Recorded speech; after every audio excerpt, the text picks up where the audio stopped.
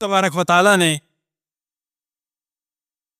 اس سے قبل کے کائنات کو خلق فرماتا اس خلقت کے لیے ایک رحمت کو خلق فرما، اور اسی عنوان سے ہم نے اس آیت کی تلاوت کا شرف حاصل کیا، وَمَا أَرْسَلْنَاكَ إِلَّا رَحْمَةً لِلْعَالَمِينَ، کیا ہے میرے حبیب، ہم نے تمہیں تمام عالمین کے لیے صرف رحمت بنا کر بھیجا ہے۔ یہ بھی ترجمہ کیا جا سکتا ہے، اور یہ بھی ترجمہ کیا جا سکتا ہے کہ ہم نے تمہیں نہیں بنا کر بھیجا مگر یہ کہ رحمت۔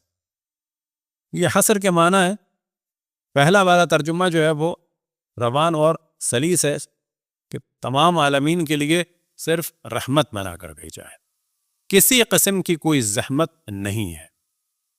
ہر جلوے میں اور عمر کے ہر مرحلے میں اور عمر سے مطابق فقط اس دنیا کی 63 سال کی زندگی نہیں بلکہ عالم انوار سے لے کر قیامت تک وہ رحمت ہی رحمت، اور اسی رحمت کا جلوہ نظر آتا ہے ان ہستیوں میں کہ جن کی خلقت ان کے نور سے، اور اسی جانب ارشاد ہے جانب ارشاد ہے حدیث قدسی میں، لولاک لما خلقت الافلاق، کہ اے میرے حبیب اگر تم مورد نظر نہ ہوتے تو تمام افلاق کو خلق نہ۔ تو اشرف الانبیاء کی زندگی پر جب بات کی جائے تو عالم انوار سے سلسلہ شروع ہوتا ہے کہ جب کچھ بھی نہ تھا، اول ما خلق اللہ نوری، کہ خداوند تبارک و تعالیٰ نے سب سے پہلے میرا نور خلق۔ لیکن یہ ذہن میں رہے کہ اسی نور کا ایک حصہ کون تھے؟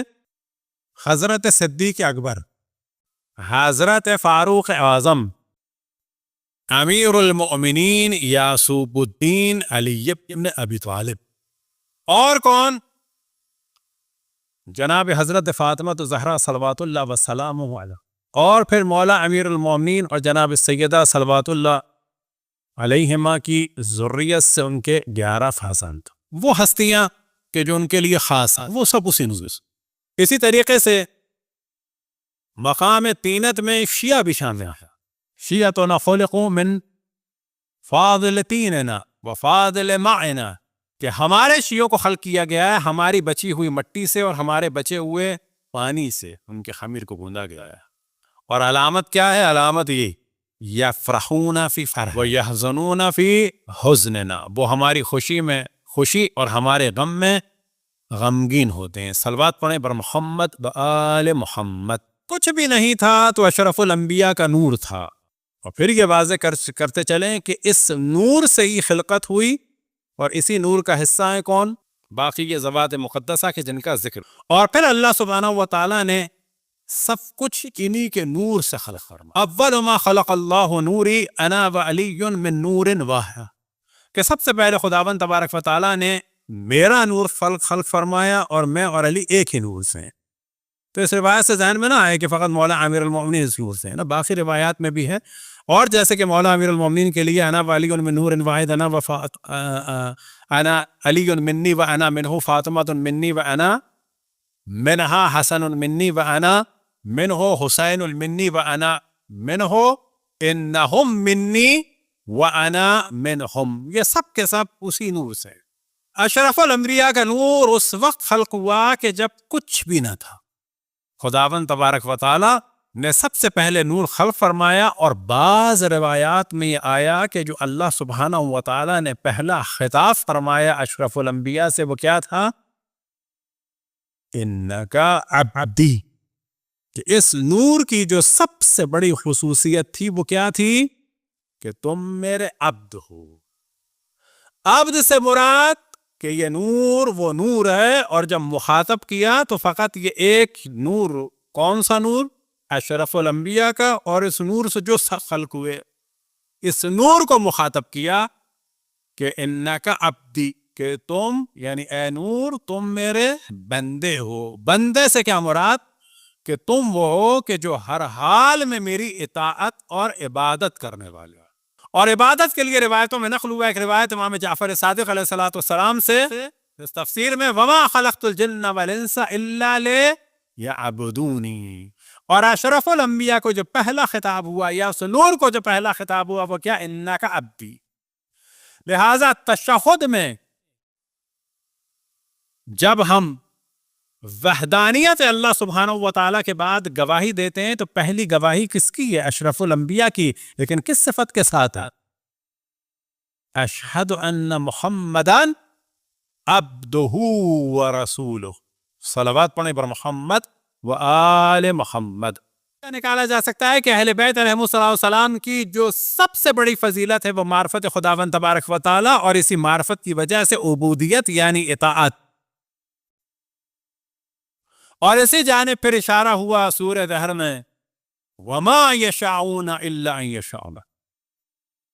کوئی ارادہ نہیں کرتے، ان کا کوئی ارادہ ہی نہیں ہے، اپنا کوئی ارادہ ہی نہیں ہے، اپنی کوئی خواہش ہی نہیں ہے، اپنی کوئی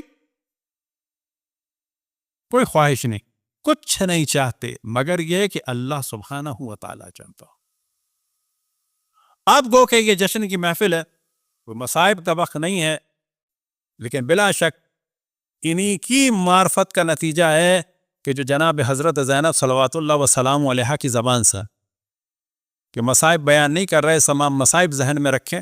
اور عبید اللہ ابن زیاد نے جب جناب زینب سے کہا کہ اے زینب تم نے دیکھا کہ اللہ نے تمہارے ساتھ کیا کیا، تو جناب زینب نے ان تمام مصائب کو ذہن میں رکھے ہیں۔ 10 محرم ہو چکی ہے، بلکہ نانا کی شہادت ہو چکی ہے، جناب سیدہ کی شہادت ہو چکی ہے، سارے مصائب جناب زینب نے دیکھے ہیں، مولا امیر المؤمنین کی مظلومیت کو دیکھا ہے، ان پر گالیاں پڑھتے ہوئے سنا ہے، ان سے جنگوں کے بارے میں وہ دیکھا ہے، امام حسن کے جگر کے ٹکڑوں کو دیکھا ہے، امام حسین کی شہادت کو دیکھا ہے۔ وَمَا رَأَيْتُم مِّنْهُ إِلَّا جَنْجًا۔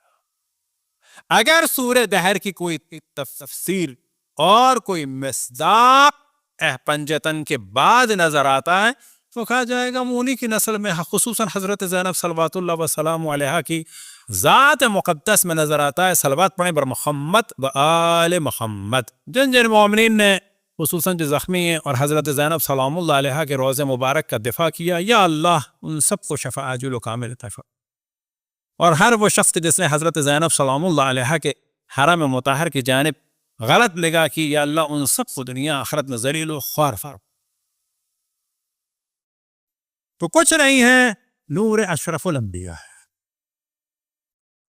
وَإِذْ أَخَذْنَا مِيثَاقَ النَّبِيِّينَ، اور اس کے بعد جب خلقت کا سلسلہ شروع ہوا تو عالم ارواح میں تمام ارواح سے تو الگ لیکن تمام انبیاء سے اشرف الانبیاء کی نبوت کا اقرار لیے کہ اگر یہ تمام انبیاء اشرف الانبیاء کے دور میں ہوتے تو ان سب پر اطاعت واجب ہوتی اور حکم ماننا واجب ہوتا کس کا؟